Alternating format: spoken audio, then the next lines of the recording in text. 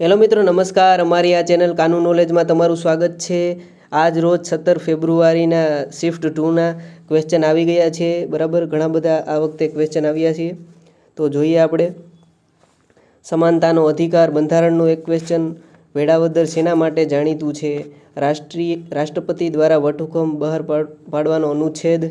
ત્રણેય પાંખના વડા એટલે કે રાષ્ટ્રપતિ સંબંધિત એક ક્વેશ્ચન.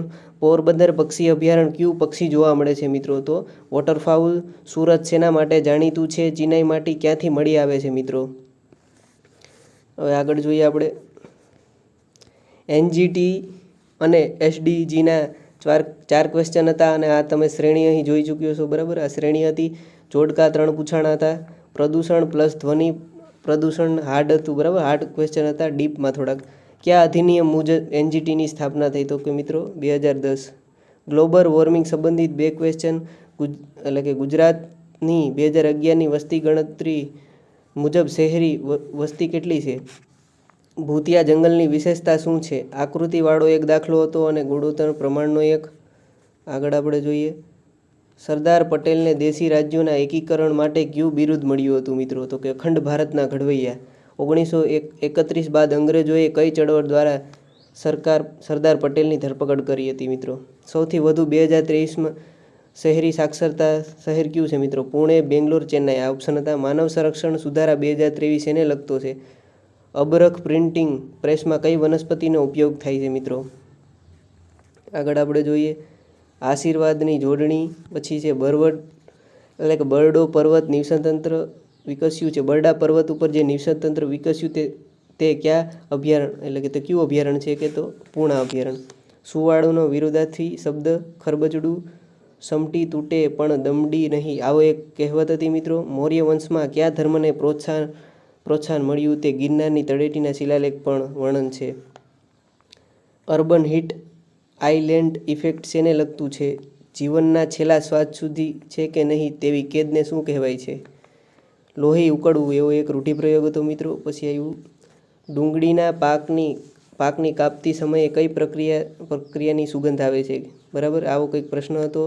ગુજરાતમાં કુલ વસ્તીના અનુસૂચિત જનજાતિનું પ્રમાણ કેટલા ટકા છે? બંધારણમાં મહત્તમ કટોકટી કેટલા વર્ષ સુધી હોય છે? એટલે ગેંડાના 2 પ્રશ્ન હજી આગળ છે મિત્રો, જોઈએ આપણે.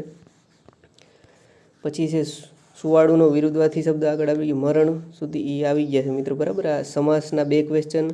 કર્તરી કર્મણી એક પ્રશ્ન. વાક્ય શુદ્ધિ એક પ્રશ્ન. અલંકારનો એક પ્રશ્ન. પછી છે ગુજરાતમાં 2023માં કયો કાયદો પસાર કરવામાં આવ્યો મિત્રો?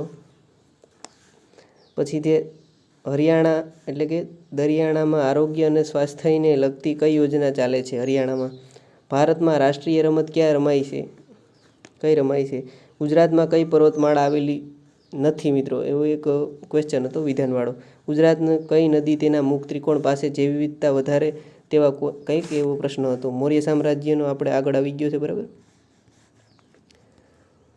બરડા અભયારણ્ય વિશે એક. ગેંડાના 2 પ્રશ્ન. મગરના 2. એનજીટી એક્ટ ક્યારે ઘડવામાં આવ્યો? એનજીટીને લગતો પ્રશ્ન. કાર્બન ચક્રના 2. નાઇટ્રોજન ચક્રના 2. મિથેન વિશે એક ક્વેશ્ચન.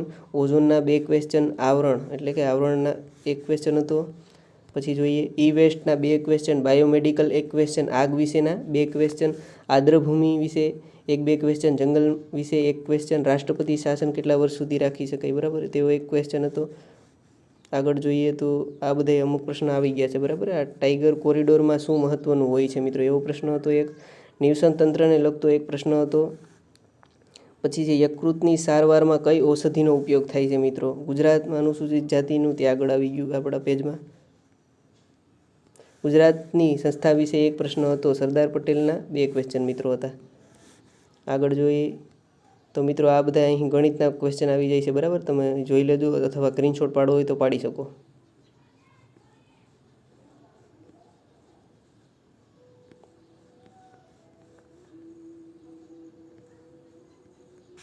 મિત્રો વિડીયો ગમ્યો હોય તો ચેનલને લાઇક કરવાનું અને સબસ્ક્રાઈબ કરવાનું ભૂલતા નહીં. આની પીડીએફ જોતી હોય તો ટેલિગ્રામમાં મળી જાય, ડિસ્ક્રિપ્શનમાં લિંક છે. બરાબર, જોડાઈ જાજો.